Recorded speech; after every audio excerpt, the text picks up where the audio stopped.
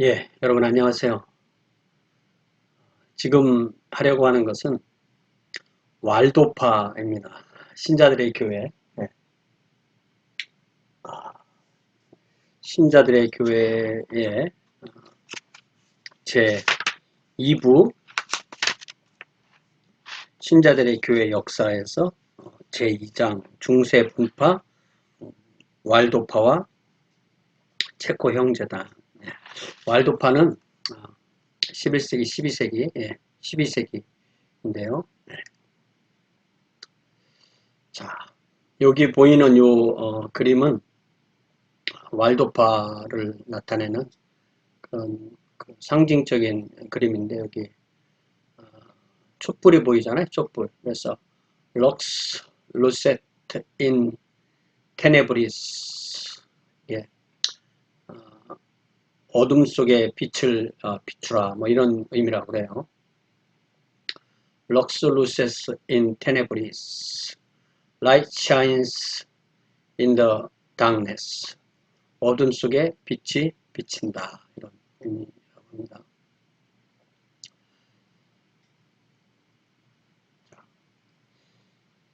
중세교회, 이제 중세교회라고 할 때는 뭐 중세를 언제부터 시작하느냐에 대한 개념이 다르지만 일찍 보는 사람은 430년 아우구스티누스 때부터 시작해서 어, 마틴 루터 종교개혁까지 보는 사람이 있고 늦게 보는 사람들은 580년경 그레고리 1세 교황 때부터 보는 그런 견해가 있는데 중세 제도권 교회, 로마 가톨릭 교회죠.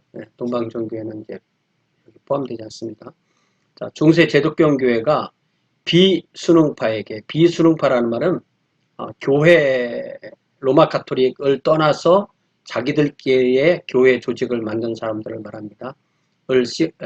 비순응파에게 쓰여준 단골 별칭은 포도원을 허무는 작은 여우, 뭐 이런 이게 이제 아가서에 나오는 말씀이잖아요. 네. 아가서 2장 15절 읽어보면 우리를 위하여 여우 곧 포도원을 허는 작은 여우를 잡으라. 우리의 포도원에 꽃이 피었습니다. 포도원은 교회를 의미하고 이 작은 여우는 바로 비순응파를 의미하는 것이다. 중세에 교회가 더 이상 이르지 못할 권력의 절정에 다다랐을 때 이단이라는 그 말을 생각만 해도 이 신실한 사람들은 그 전율을 전율했다는 그런 얘기죠. 왜냐하면 이단이라는 말이 한번 나오면 누군가 죽어야 되는 거예요. 얼마나 무서운 이야기입니까? 그래서 그 베르나르트 퐁커드라는 사람은 이단자를 어떻게 정의하냐면 우리는 이단자들이 하는 말이 우리는 오직 하나님을 제외하고는 로마 교회나 그 사제에게는 복종할 의무를 가지지 않는다라고 선언하는 자들이 곧 이단이다. 다시 말하면 하나님의 그 자리에 로마 교회나 그 사제까지 함께 가 있는 그런 시스템인 거죠. 그래서 중세 교회를 뭐 여러 가지 스타일로 정의하겠지만 결국은 교회의 권위 또 교황의 권위가 최고로 올라가서 하나님의 권위나 예수님의 권위는 없어지는 그런 교회라고 그렇게 정의할 수가 있습니다. 중세 절정기에 이 사탄의 개구장이들이 있었다. 그러니까 예쁘게 말해서 사탄의 개구쟁이다 이렇게 얘기했다는 거죠. 중세 교회 안에서부터 많은 이가 그 교회 자체에 대적하여 고발장을 제출했다. 그러니까 우리 교회가 잘못됐다라고 얘기할 때 그렇게 말하는 사람들은 교회를 사랑하고 주님을 사랑하기 때문에 이런 말을 하는 거죠. 그래서 헨리 찰스 리아 이제 미국의 그 역사가였는데요. 헨리 찰스 리아가 발굴한 중세 사제단이 받은 고발 내용을 열거해 본다면 감독을 선택함에 있어서 성직 매매주의 또 편애주의 또 족벌주의 그런 거죠. 돈 주고 이 성직이 오가는 겁니다. 고위 성직자가 가지는 전쟁을 좋아하는 성향. 이게 성직이라는 것이 어떤 자기의 그 영토가 있기 때문에 일종의 세속 국가처럼 돼 있다 보니까 영토 싸움이나 이런 거 하다 보면 전쟁을 실제로 군대를 이렇게 산다는 거죠. 규정을 어긴 자를 처벌하기 어려운 상황. 다 규정을 어겼기 때문에 누구를 처벌하고 누구를 처벌하지 않을 수가 없는 거죠. 감독이 저지르는 매매춘, 단지 사제의 수준이 아니라 감독의 수준에서의 매매춘, 또 교황 재판소의 오용. 교황이랑 교회가 재판소를 만들어 놓고 그것이 정말 잘 쓰이는 것도 아니고 그게 오용되고 있고, 또 대성당 건립 자금 모금을 위한 압제, 대성당 건립 자금 모금을 위한 압제, 우리로 말하자면 건축원금이겠죠. 설교에 대한 무관심. 설교가 다 위에서 내려오는 설교라면 설교를 할 필요가 없으니까 무관심이겠죠. 성직 수여권 오용, 이것도 마찬가지로 성직에 가는 거고요. 또 성직 겸직, 한 사람이 이곳에 주교를 맡고 또 주교를 맡고 또 맡고 또 주교 자리를 맡으면 그것이 더 많은 수입이 되니까 마르틴 루터 시대 때도 그런 이야기가 배경으로 나오죠. 또 11조의 오용, 또 성례전을 매매해서 어떤 성례전 안에 오가는데도 거기도 돈이 오가고, 또 거룩한 유산을 강탈한다. 더 많은 거룩한 유산을 갖기 위해서 서로 싸우고, 또 장례를 볼모로 한 전쟁, 또 종부성사를 놓고 사람을 장례를 어떻게 이 사람 하느냐 마느냐 이런 거 가지고 많은 그것이 있었을 거라고 생각할 수 있고, 또 이런 성직자의 문란한 성생활, 성직자가 결혼을 하지 않는 건데 이게 또 그렇게 하다 보니까 여러 가지 성적으로 문란해질 수 있다는 거죠. 성직자가 받는 여러 가지 면제 때 세금부터 시작해서 여러 가지 어떤 군사적인 면제나 이런 문제, 또 수도원 공동체가 타락했을 경우 이런 것들을 계속 사람들이 지적해서 교회에다가 이런 것이 잘못됐다고 얘기를 했다는 거죠. 반대로 성직자가 입증한 이 비순응파들의 삶은 어떠했는가. 베르나르트 클레이브가 1090년에서 1153년에 산 이분이 얘기할 때, 만약 당신이 그들의 믿음을 조사해 본다면 그리스도인으로서 부족한 것이 전혀 없고 대화에서는 흠잡을 만한 것이 하나도 없다. 그는 그 입으로 말한 것을 행위로서 증명한다. 예, 좋은 것을 말하고 좋은 것을 행위하는 거죠. 삶과 도덕에 있어서 그는 누구에도 빼앗지 않으며 누구도 속이지 않으며 누구에게도 폭력을 가하지 않는다. 그는 자기 식소를 위하여 직접 손으로 일한다. 만일 한 사람이 진리를 가지고 있다면 심지어 폭력을 사용해서라도 다른 사람을 진리로 인도해야 했고, 그렇게 하지 않는 것은 범죄다. 이것이 이제 가장 큰 문제죠. 우리가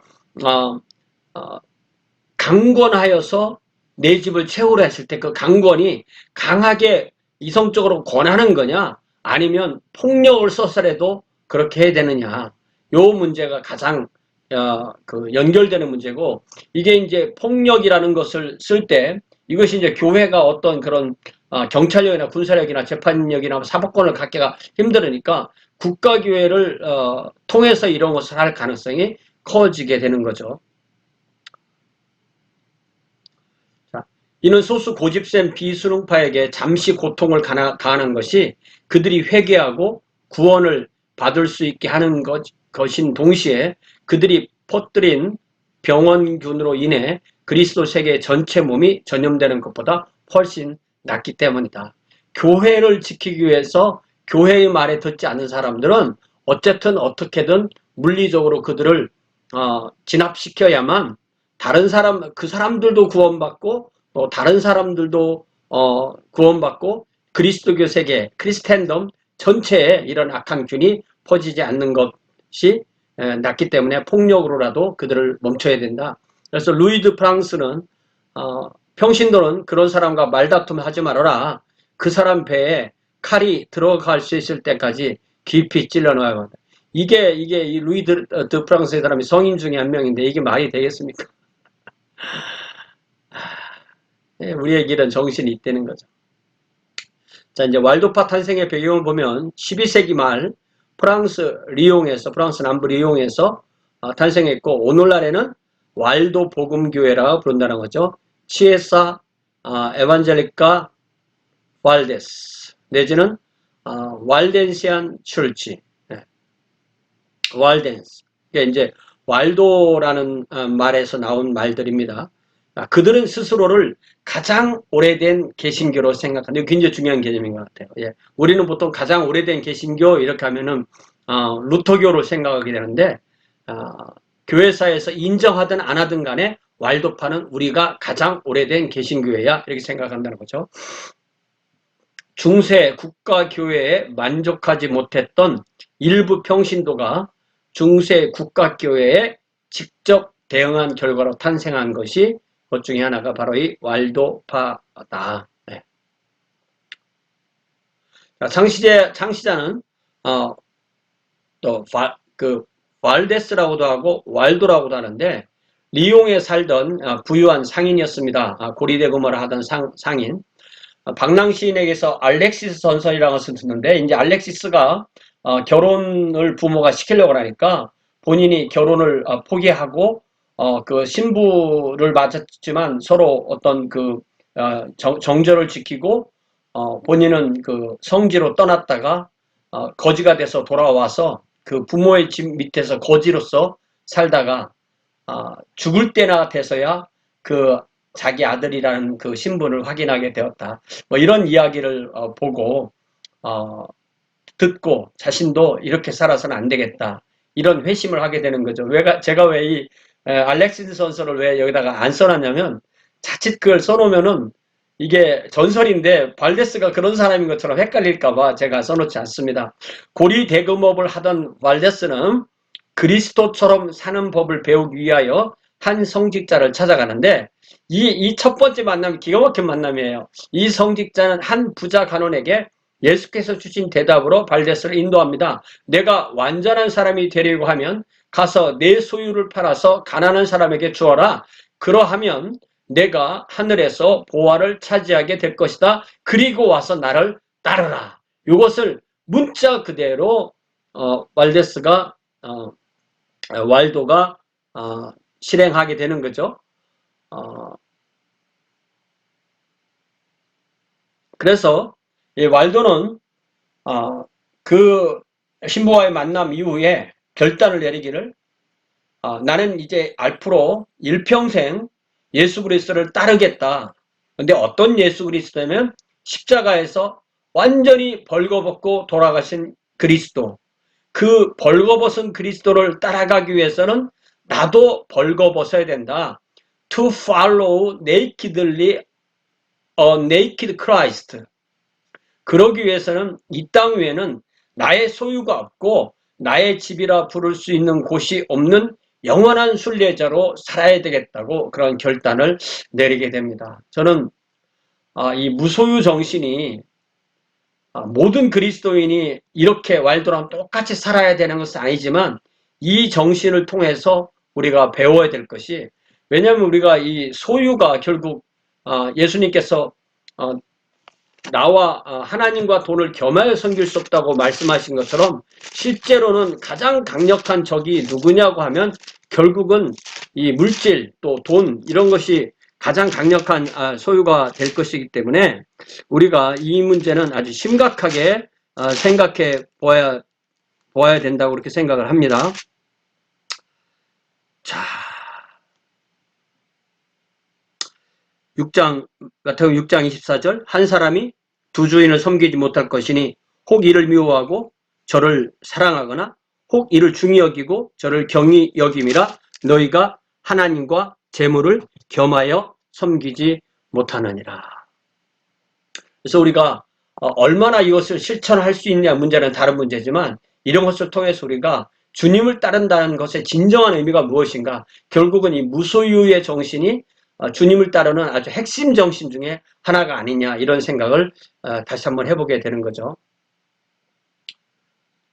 그래서 아내에게는 자기 재산이 있었으니까 재산을 마련해 주고 두 딸은 수도원에 맡깁니다. 이게 아내는 이제 이렇게 헤어지려니까 그랬는지 어쨌는지 재산을 주고 딸은 수도원에 맡기고 두 딸은 그리고 나서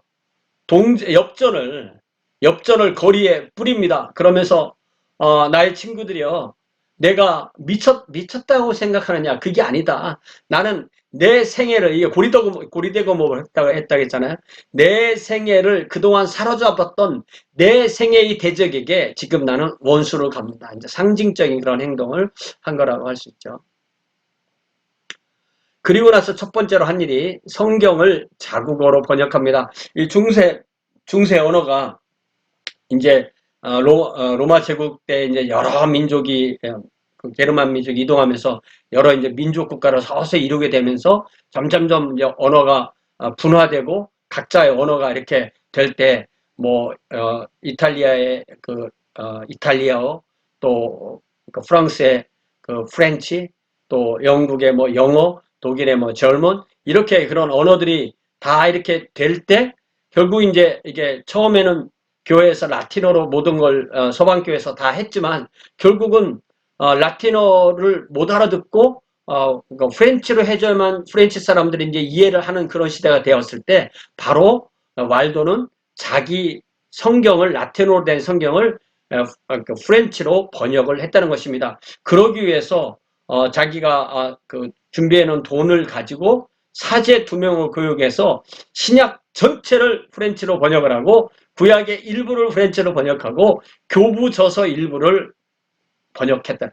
이게 왈도가 그 처음에 재산을 버리고 가족과 헤어지고 그 다음에 성경을 이렇게 번역하는 그 왈도가 선택한 그 스텝이 기가 막힌데, 이 중에 제일 강력한 이 선택이 바로 이 성경을 내가 읽고 이해하는 말로 듣고 그것을 전파할 수 있는 이 부분이 가장 핵심인 것 같아요.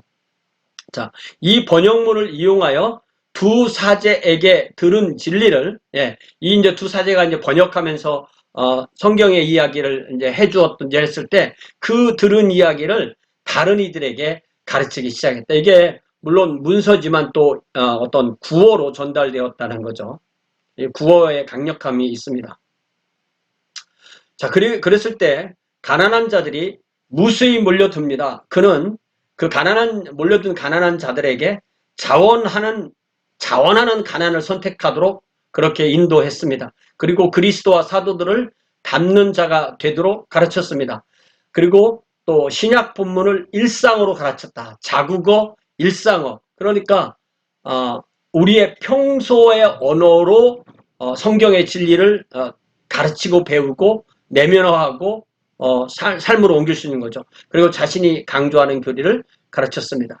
그가 가르친 내용의 혁신은 가난과 제자도를 권고하는 것이 단지 수도사나 뭐 사제나 이런 분들에게만 적합한 것이 아니라 모든 진실한 그리스도인에게 가장 기본이 가난과 제자도다. 벌거벗은 그리스도를 벌거벗고 따르는 것, 거기에는 가난과 제자도가 같이 있죠. 그것이 바로 모든 진실한 그리스도인에게 가장 기본적인 지침이다. 그러니까 우리가 예수를 믿는다는 것은 예수님에게 뭐 단물만 빼먹는다, 그런 얘기가 아니고 예수님의 제자가 돼서 예수님처럼 예수님을 따라가는 그런 삶이라는 것을 이 왈도는 확실하게 그 핵심을 잡은 거죠.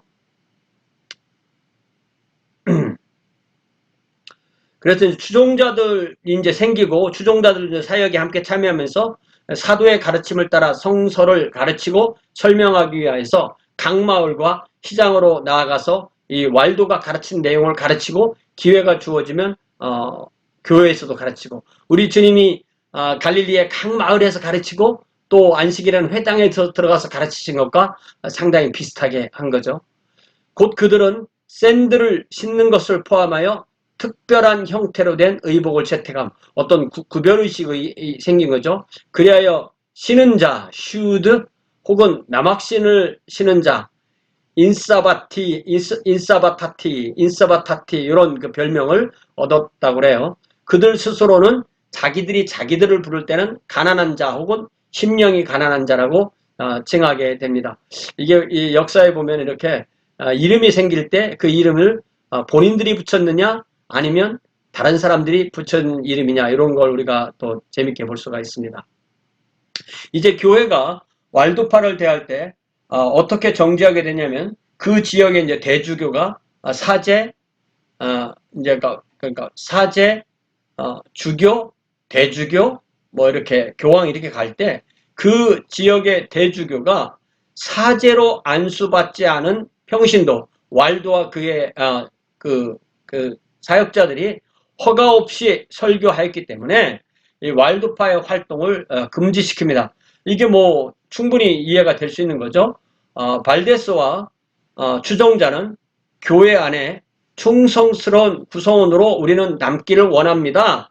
하지만 우리가 들은 말씀을 설교하라는 이런 사도적 소명도 동시에 느낍니다. 라고 해서 금지시켰지만 그 금지시킨 것을 따르지 않은 거죠. 이 선에서 중지했다면 왈도파라는 것은 없겠죠. 그래서 왈도파는 교황청에 호소하게 됐고 1179년, 그러니까 12세기 후반에 깊어가는 거죠. 12세기 후반에 제3차 라테란 공의회에 2명의 대표를 파송합니다. 교황의 재가를 얻은 설교자로 우리를 인정해 주세요 라고 청원합니다. 그러면서 그때까지 사역의 증거로 성경 번역 견본을 제출하게 되었습니다. 그러나 왈도파의 교리의 정통성을 조사하기 위한 신학위원회가 구성해서 그들이 말을 하기를 교회가 진주, 복음이나 예수라는 진주를 돼지, 왈도와 왈도파에게 주어야 한단 말인가? 말씀을 받을 능력이 없는 멍청이에겐 말씀을 맡길 수 없다. 그러니까 우리는 신학을 공부했고 그들은 신학을 공부하지 않았다 이거죠. 그들은 아직 굳건한 발판을 마련하지 못했기에 겸손하지만 우리가 그들을 안으로 들어오게 하면 나중에는 그들이 우리를 밖으로 몰아낼 것이다. 우리가 많이 예화로 듣는 낙타 이야기죠. 낙타는 추운데 사막에서 추운데 밖에서 자고 주인은 이제 작은 침대 안에서 잠을 자는데 낙타가 춥다고 너무나 춥다고 하니까 머리만 들어오게 해주면 나중에는 이제 낙타가 그 텐트 안으로 다 들어오게 되고 그럼 주인은 결국 갈 곳이 없어서 침대 밖으로 그 텐트 밖으로 쫓겨난다. 그것을 그런 예를 들면서 결국은 만약에 그들을 인정해주면 우리 로마 가톨릭 교회가 뒤집어진다. 이런 얘기를 하면서 이거를 부인하게 되는 거죠. 그래서 그때 당시 교황이 알렉산데로 3세였는데 왈도파가 가난하게 살기로 한 것 정말 훌륭한 일이다. 그렇지만 다시 너네 동네 대주교의 허락을 받아서 설교를 해라. 이렇게 얘기를 하는 거죠. 그렇지만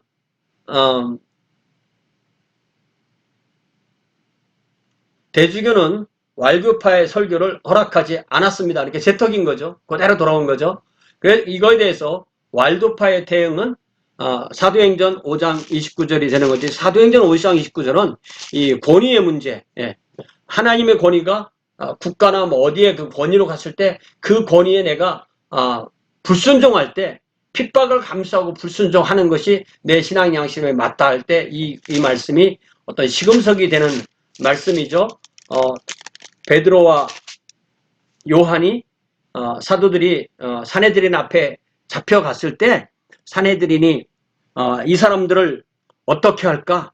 그도로 말미암아 유명한 표적 나타난 것이 예루살렘에 사는 모든 사람에게 알려졌으니 우리도 부인할 수 없는지라 이것이 민간에 덮어지지 못하게 그들을 위협하여 이후로는 이 이름으로 아무에게도 말하지 말게 하자 하고 그들을 불러 경고하여 도무지 예수의 이름으로 말하지도 말고 가르치지도 말라 하니 베드로와 요한이 대답하여 이르되 하나님 앞에서 너희의 말을 듣는 것이 하나님의 말씀을 듣는 것보다 옳은가 판단하라. 우리는 보고 들은 것 예수 그리스도의 부활과 예수 그리스도의 복음을 말하지 않아야 할 수 없다. 이렇게 했던 것. 하나님 앞에서 하나님의 말씀을 듣기 위해서 사람의 말이 그 하나님의 말씀과 다를 때는 그 말을 거부할 수 있는 그것이 진정한 신앙인. 이런 것을 왈도파가 했고 그래서 계속 설교했고 그러면서 비록 지금 교회하고는 갈등이 있지만 근본적인 면에 있어서는 우리가 교회에 충성하는 거다. 이렇게 스스로 간주하고 이렇게 한 거죠. 이게 참 쉬운 문제가 아닙니다. 참 쉬운 문제가 아닌데 이런 면에서 심지가 곧았다는 걸 볼 수가 있죠. 그래서 다시 추기경에게 1180년 발데스 자신이 리옹에서 추기경 앙리 폰 알바노에게. 추기경은 그 계급 제도가 아니에요. 추기경은 교황을 뽑고 또 교황으로 뽑힐 수 있는 어떤 그런 특별한 사람들로만 이루어진 그런 단체인데, 거기에 이제 마침 추기경이 있어서 추기경에게 신앙 고백을 제출하는데, 우리가 이단이 아니라는 걸 보여주기 위해서 정통 신앙 고백을 제출합니다. 사도신경의 모든 항목을 따르는 완벽한 신앙 고백을 제출합니다. 특별히 이 카타리파 혹은 알비주아파, 이 사람들은 마니교 하면 이제 이것이 결국 이제 페르시아 쪽에서 온 거고, 이것이 이원론이죠. 이원론이라는 것은 결국 이 눈에 보이지 않는 정신적이고 영적인 것은 거룩하고 눈에 보이는 육체적인 것은 더럽다. 그래서 예를 들자면 계란을 우리는 먹지 않는다. 계란은 그 닭이 그 교미하는 것을 보고 또 계란이 이렇게 탄생했기 때문에 이것은 죄의 산물인데 그런 걸 먹어서는 안 된다. 이런 식의 그런 이원론적인 그런 신학을 가지고 있었는데, 그런 이 카타리파나 이런 알비주아파 이런 것과 동일시하니까 우리는 그들과 분명히 다르다고, 분명히 우리는 먼저 우선적으로 교리적으로 우리는 정통교리와 다르지 않습니다. 우리는 오류가 있는 교리를 갖고 있지 않습니다라는 것을 분명히 입증했는데, 그렇게 한 이유는 보통은 이 왈도파나 카타리파나 알비주아파가 다 똑같은 걸로 사람들이 생각했기 때문에 그것을 불식시켜서 이렇게 한 거죠. 그리고 모든 성례전을 인정합니다. 가톨릭의 그 7성례전이 거의 이제 정립되는 중이니까. 자, 그러면서 신앙 고백 결론 부분에서 뭐라고 고백하느냐면, 사도 야고보에 의하면 야고보가 사도가 아니죠. 이게 사도 야고보라고 돼 있나요? 언어에도? 야고보는 사도가 아니죠, 그죠? 사도 야고보는 순교했죠. 네. 그러니까 사도 야고보 이렇게 하면 안 될 것 같고요. 잠시 한번 확인해 보겠습니다.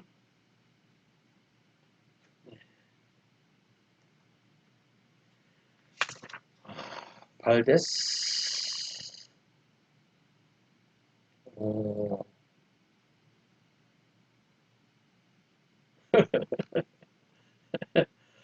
And because faith according to the Apostle James. 예. 그 야고보서를 쓴 야고보는 보통 초대교회 기둥 같은 장로, 그래서 장로 야고보, 주님의 동생 야고보 이렇게 말하죠. 야고보에 의하면 믿음은 행함이 없으면 죽은 것이라 하였기 때문에 우리는 주님 당신의 교훈을 따라 세상과 우리가 가지고 있는 모든 것을 부인해왔다. 벌거벗은 그리스도를 벌거벗고 따른다. 그 표현이죠. 우리는 모든 것을 가난한 자들에게 베풀어 왔으며 우리 자신도 내일에 대하여 어떠한 궁리도 하지 않고 가난하게 되기로 결정하였다. 우리는 우리에게 베푸는 이로부터 일용할 양식과 의복을 받는 것을 제외하고는 음이나 금이나 혹 그에 준하는 것을 받지 않는다. 성경에 보면요, 신기하게 우리 동양 사람들이 정리한 의식주 할 때 그 주 이야기는 생각보다 없어요. 입고 먹는 것, 먹고 입는 것. 예. 먹는 것과 입는 것이 있으면 만족한 줄 알아라. 그래서 주의 문제는 항상 많이 우선순위에서 밀리는 것 같아요. 자, 이제 왈도파에 대해서 로마 가톨릭이 대응할 때 교회는 왈도파가 신실하다는 것을 분명히 알았지만 교회 스스로 단호하게 그들을 거부해야 됨을 더 이상 미룰 수가 없어서 이제 일찍이 1184년에 교황 루치오 3세가 왈도파를 공식적으로 이단으로 정죄하고 영원한 저주 아래 놓습니다. 지금까지 이단적으로 했다는 건 딱 하나인 거죠. 교회의 말을 듣지 않았다는 거.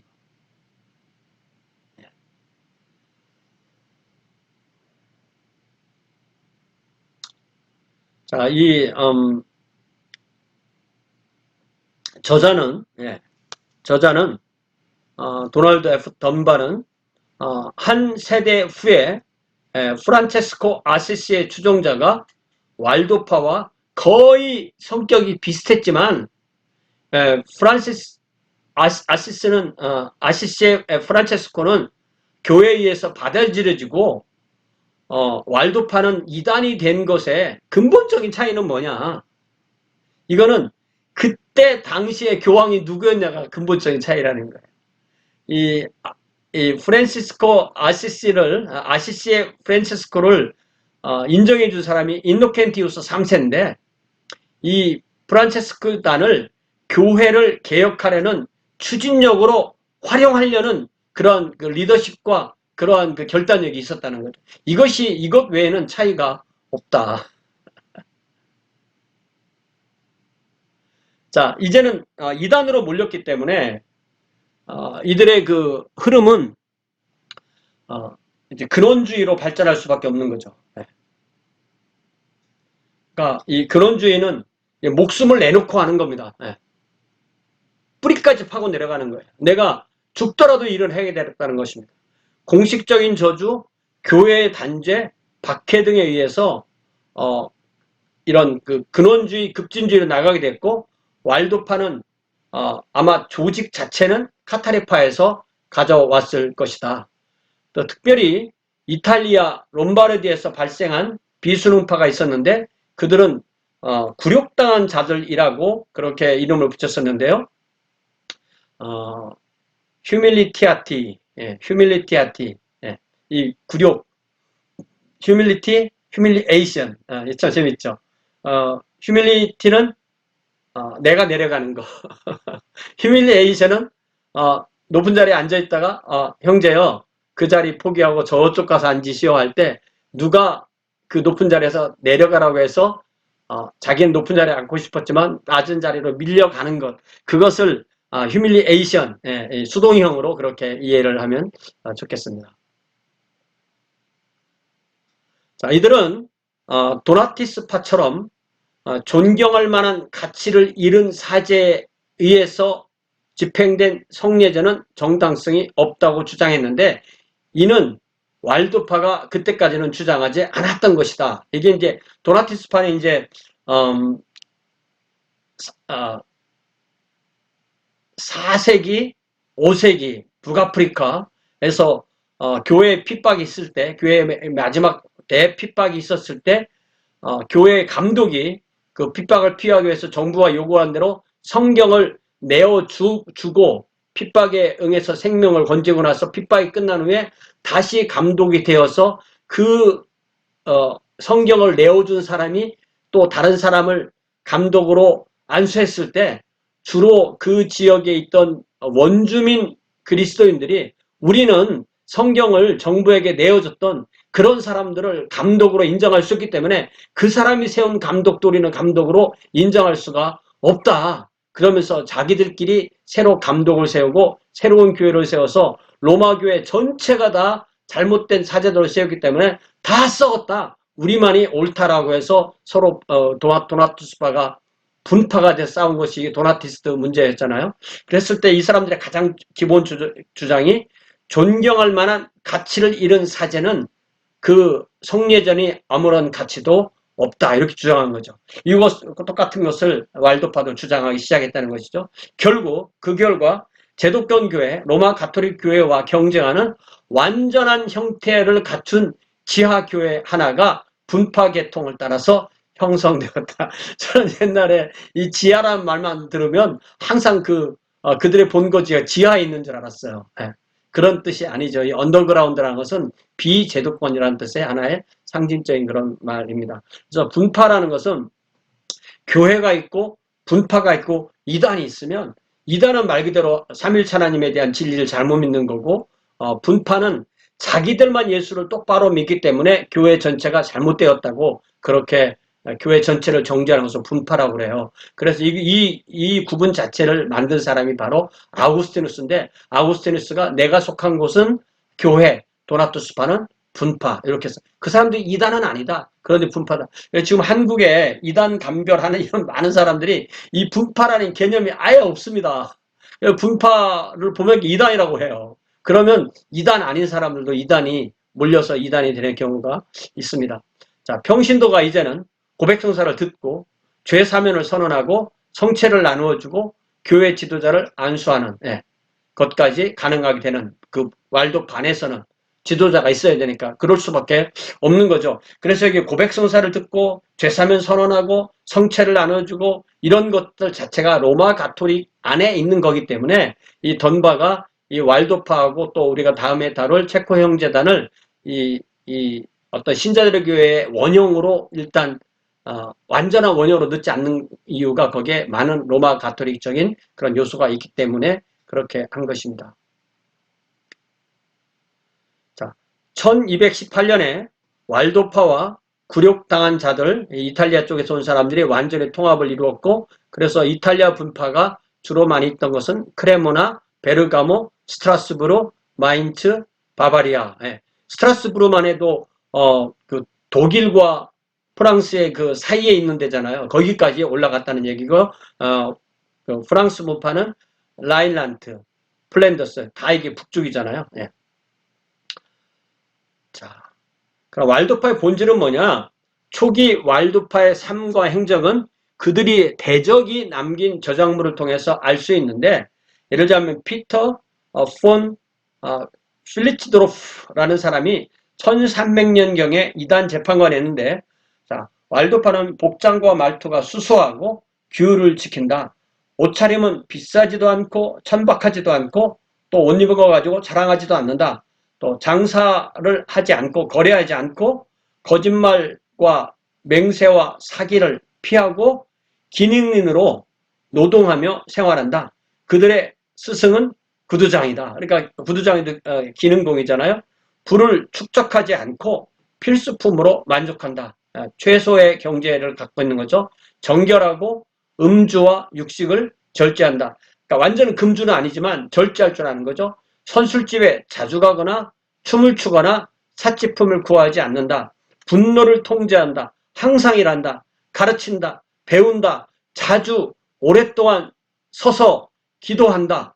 자주 오랫동안 오랜 시간 동안 기도한다. 또 여기 재밌죠. 이단 신분을 숨기고 교회에 가서 죄를 고백하고 성찬을 받고 설교를 듣지만 그 이유는 설교자의 흠을 잡기 위함이다.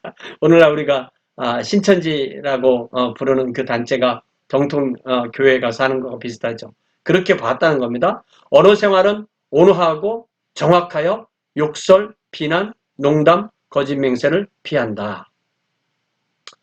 또 다른 이단 재판관이 비수능파 성공의 이유를 열거하는데, 왈도파 같은 비수능파의 성공을 열거하는데 남자뿐만 아니라 여자도 낮에는 일하고 밤에는 배우기를 쉬지 않는다. 자, 우리가 매일 낮에 일하고 밤에 배우기를 쉬지 않는다면 우리가 바로 이런 사람들의 그 전통을 갖고 있는 거죠.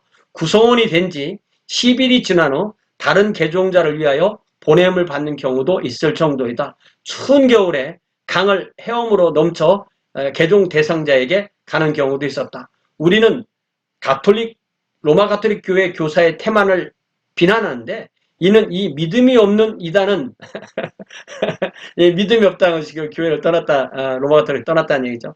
이 믿음이 없는 이단은 거짓되고 그릇된 신앙을 위하여 열정을 가진 반면 우리 교사는 자신이 믿는 진리에 헌신하는 열정이 너무 없기 때문이다. 우리가 늘 이단이나 뭐 이런 데랑 이야기를 하다 보면 우리가 이분들만큼 열정이 있나 이런 얘기를 많이 하잖아요.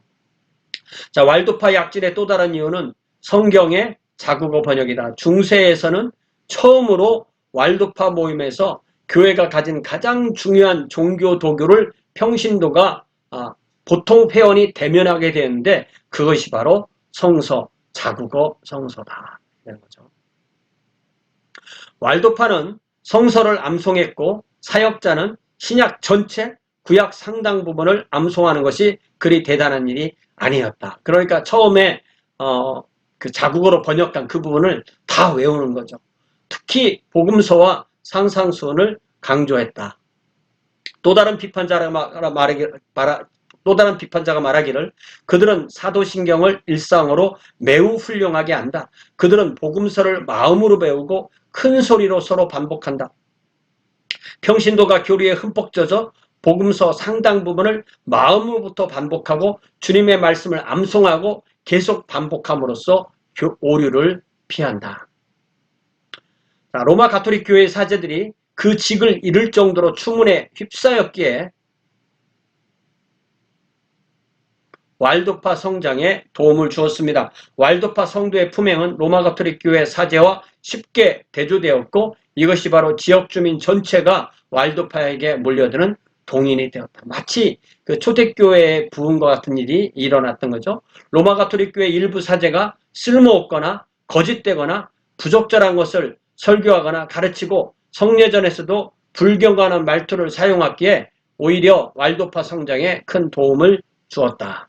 왈도파가 해이해진 로마 가톨릭 교회 사제에게 비평을 가하여 성직제도 심장에 타격을 주었기에 성직자들이 경로하게 되었다는 것입니다. 뭐 당연히 그렇게 되겠죠. 다시 피터 폰 필리치도르프가 또 뭐라고 말했냐면 너희 지저되는 자들은 또한 사제에 대하여 이렇게 말한다. 그들은 간통자이며 선술집 단골이며 거짓을 지어내는 자들이다. 그러면 그 다음은 어떻게 되는가? 그들이 간통하고 선술집 단골이고 거짓을 지어낸다고 해서 사제가 아니란 말이냐? 어림없는 소리다. 사람으로서의 사제가 행한 선함이 그 직분에 보태어주는 것이 없듯이 또한 그의 사악함도 그 직분을 빼앗아갈 수가 없는 법이다.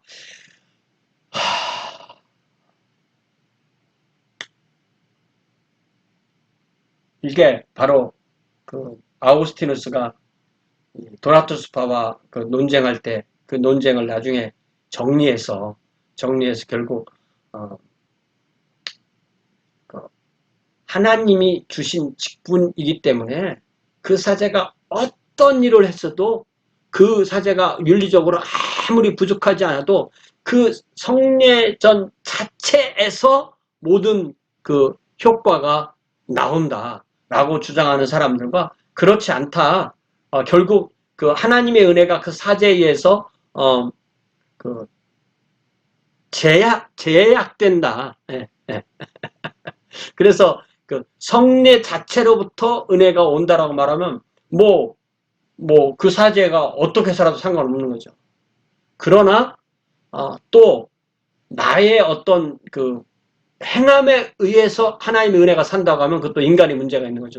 그래서 이런 그 성례 자체에 효과가 있다라는 그 사효성 그리고 사람에게 그 효과가 왔다 간다는 이뇨성 이것은 둘 다가 같이 갖춰져 있을 때 그것이 효과가 있는 겁니다. 그런데 그것이 가장 나쁘게 나온 예가 사람으로서의 사제가 행한 선함이 그 직분에 보태어주는 것이 없듯이 또한 그의 사악함도 그 직분을 빼앗아갈 수 없는 법이다. 그러므로 최악의 달한 사람이 사제라 할지라도 가장 거룩한 평신도보다 더 존경할 만하다. 너무나 거룩하여서 그 손으로 감히 존귀한 그리스도의 몸을 받쳐들 수 있는 평신도가 어디에 있단 말인가? 이게 완전히 그 완전히 이중으로, 예.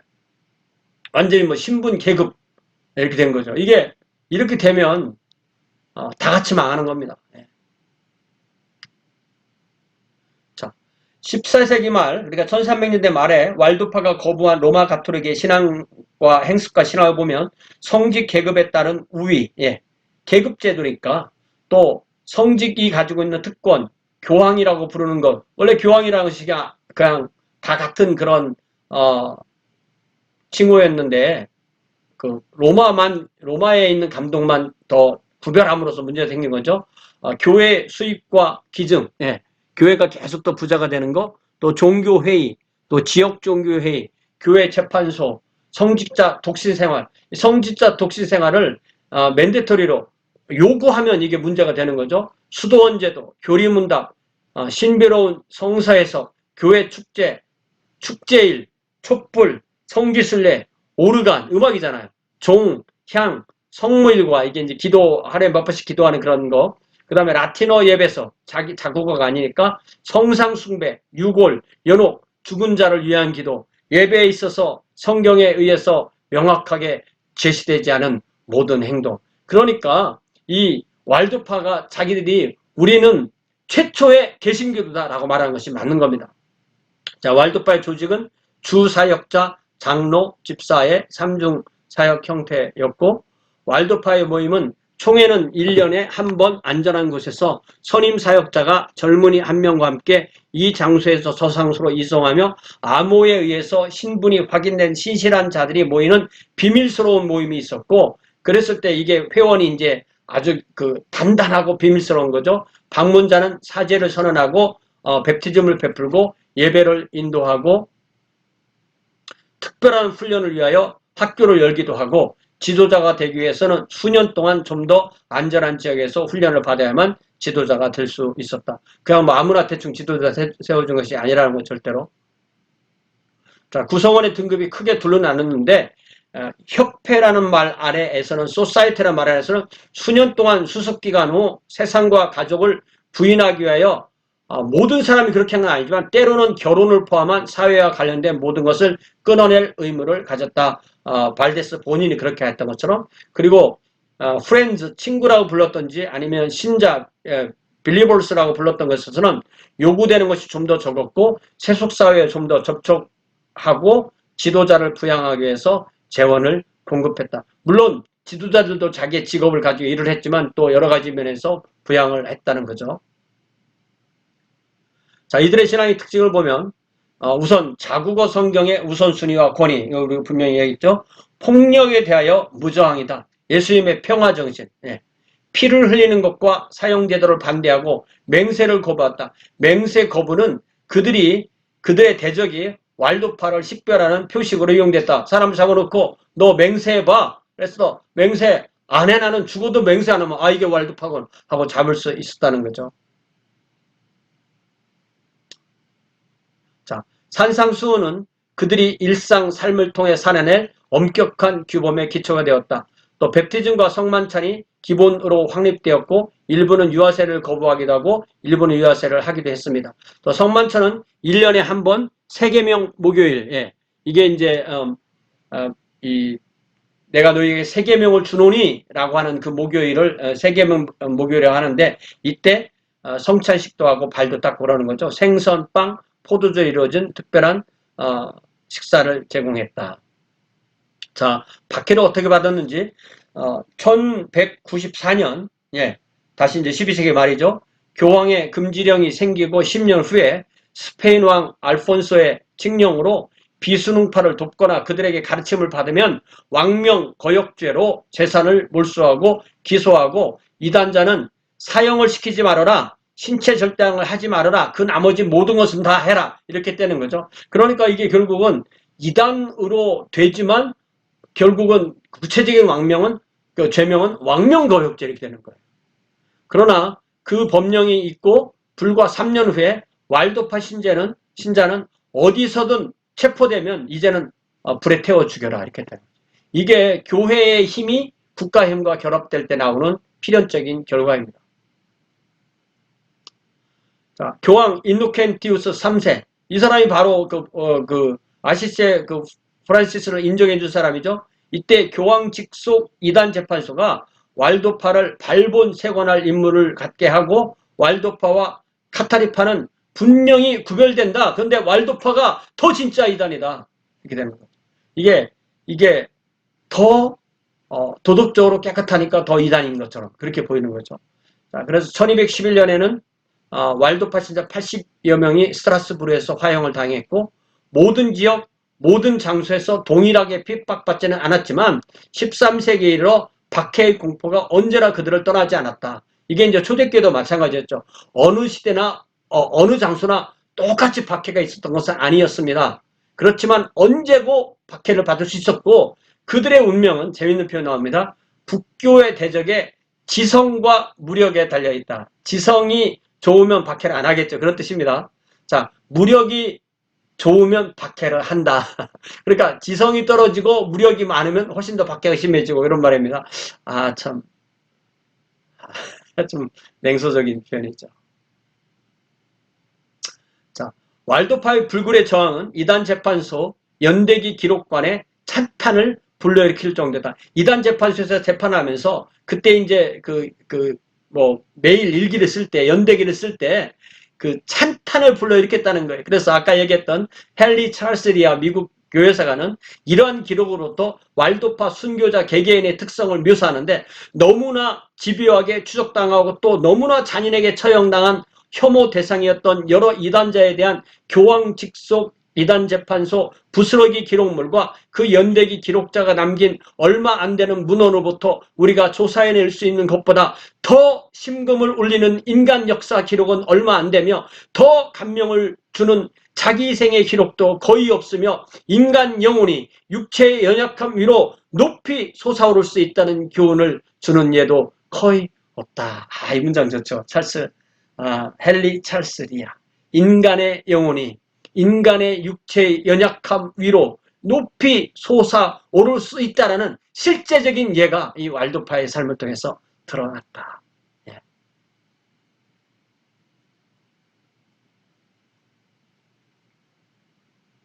극심한 박해에도 왈도파는 유럽 전체에서 신봉자를 얻고 13세기 중반에 오스트리아에서 번성하는 왈도파 중에 있었고 보헤미아와 모라비아는 더 많았고 1245년에 교황 인노켄티우스 4세는 평민뿐만 아니라 왕족 귀족까지 포함되어 있다고 기술하고 있고 14세기에 이르러서는 독일, 헝가리, 폴란드까지 확산되고 이들은 직접 혹은 대표자를 파견하여 본거지와 접촉했다. 각 나라 단위로 곤궁에 처한 회중을 위해서 자금을 거두어서 도왔다 이거죠. 16세기 이제 종교개혁 시대죠. 16세기 대부분의 왈도파는 종교개혁과 공동 목적을 가지게 되어서 1532년 찬포란 종교회의에서 스위스 칼뱅주의 개혁파와 합의를 이루었다. 이거는 이제 칼뱅주의라고 이름을 불렸지만 이거는 이제 츠빙글리파를 말하는 거죠.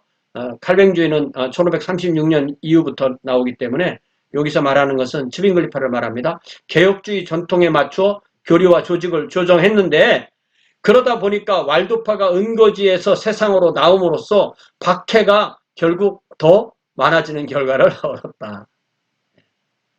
자, 이제 현대의 왈도파 16세기, 17세기에 최악의 박해가 있어서 1569년 6월 중에 열 하루 동안에 칼리브리아 지역 왈도파 주민이 스페인 군대에 의해서 2000명이 처형되고 1600명이 투옥되고 더 많은 이가 갤리선의 노예로 노를 젓는 배에 노잡이 노예로 팔려가는 거죠.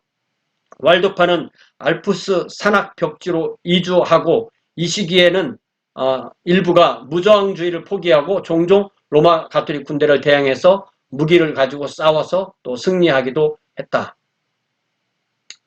자, 그래서 17세기에 영국의 시인 밀턴이 사보이 공국의 대량 학살에 대한 14행시를 썼는데 이 소네트라는 말이 한국말로 번역이 마땅치 않아서 소네트 이렇게도 하지만 14행시 이렇게 할 수도 있는 것 같아요. 오 주여 보복하소서. 주의 살해당한 수많은 성인을 그들 뼈가 알프스 산악 동토에 흩뿌려져 있나이다. Avenge, O Lord, thy slaughtered saints, whose bones lie scattered in the Alpine mountains cold. DSD 해보시죠. 어떻게 되는지. 그래서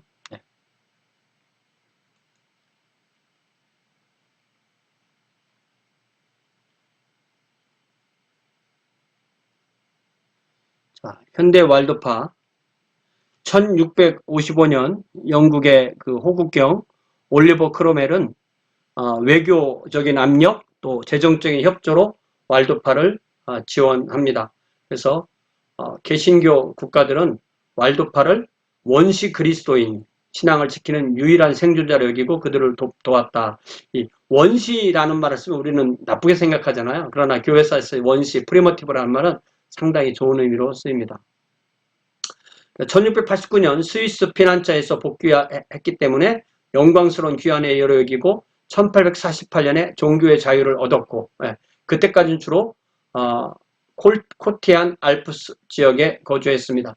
1848년 8월에 왈도파의 첫 번째 종교회의를 이탈리아 전체 복음화에 관심을 집중하는 그런 회의를 했고 공식 언어를 이때 프랑스에서 이탈리아로 변경하고 플로렌스와 로마에 신학교를 세웁니다. 1870년에는 이탈리아의 통일의 즈음에서 수도의 왈도파 목사에 의한 교회가 구성되는데, 이는 외국인 개신교도를 위한 교회를 제외하고는 이탈리아 그 반도에서 생긴 첫 번째 개신교회였다. 오늘날 이탈리아에는 약 3만여 명의 왈도파 신자가 있고, 남미에도 있고 북미에도 있고 우루과이 등에도 있다. 북미, 남미, 우루과이 등의 왈도파 정착지가 있고, 교회 일치운동에 적극적으로 참여해서 1947년부터 51년 사이에 이탈리아 프랄리 지역에 아가페 청소년 회관을 지어서 많은 나라 청소년이 건립에 참여하게 되고, 산학훈련소 열쇠는 세계교회협의회 WCC 직원에게 주어지고, 회의, 교육, 토론 등을 거기서 하며 1966년에는 41개 나라의 청소년과 강사가 참여한 기록이 있다. 또 아가페 회관의 파생 사업으로 시실리의 리에시와 독일의 그리프셀 지역에서 이주 노동자들을 돕는 사업을 하는데, 툴리오 비나이라는 아가페 회관 이반자이며 리에시 프로젝트 지도자는 교회의 임무는 교회 구원이 아니다. 교회의 임무는 사랑과 섬김이다. 세상을 위하여 죽는 것이다. 이렇게 했죠. 이게 바로 성경 구절로 제가 다시 한번 세 구절만 읽으면, 이게 바로 하나님이 일하시는 방식에 이들이 그대로 참여하게 된 거죠. 창세기 12장 3절, 하나님께서 아브라함에게 너를 축복하는 자에게 내가 복을 내리고 너를 저주하는 자에게 내가 저주하리니 땅의 모든 족속이 너로 말미암아 복을 얻을 것이다. 땅의 모든 족속이 아브라함 통해서 복을 받는다. 또 하나님께서 이스라엘을 선택하신 이유도 마찬가지죠. 출애굽기 19장 4절, 내가 애굽 사람에게 어떻게 행하였음과 내가 어떻게 독수리의 날개로 너희를 업어 내게로 인도하였음을 너희가 보았느니라. 세계가 다 내게 속하였나니 너희는 내 말을 잘 듣고 내 언약을 지키면 너희는 모든 민족 중에서 내 소유가 되겠고, 너희가 내게 제사장 나라가 되며 거룩한 백성이 되리라. 제사장 나라 거룩한 백성, 이스라엘이 제사장 나라 거룩한 백성이 되면은 온 세상이 바로 하나님의 왕국의 백성이 될 그런 사역 대상이라는 것을 분명히 말씀하고 있죠. 성경 전체가 이 구도로 되어 있다는 사실을 우리는 결코 잊지 말아야 됩니다. 그것이 교회의 버전으로 다시 온 것이 베드로전서 2장 9절 10절이죠. 그러나 너희는 택하신 족속이요 왕같은 제사장들이요 거룩한 나라요 그의 소유가 된 백성이니 이는 너희를 어두운 데서 불러내어 그의 기이한 빛에 들어가게 하시니 아름다운 덕을 선포하게 하려 하심이라. 너희가 전에는 백성이 아니더니 이제는 하나님의 백성이요 전에는 긍휼을 얻지 못하였더니 이제는 긍휼을 얻은 자니라. 이 툴리오 비나이가 교회의 임무는 교회 자체의 구원이 아니다. 교회의 임무는 세상을 향한 사랑과 섬김이다. 세상을 위해서 우리 주님이 십자가를 지고 죽으신 것처럼 그렇게 죽을 때 교회가 복음이 확산된다. 이렇게 표현한 거죠. 고맙습니다. 오늘 왈도파에 대해서 여러분이 더 연구해 보면 정말 많은 것을 하겠지만은 여기에서 왈도파는 마치고 다음에서는 체코 형제단에 대해서 하도록 하겠습니다. 감사합니다.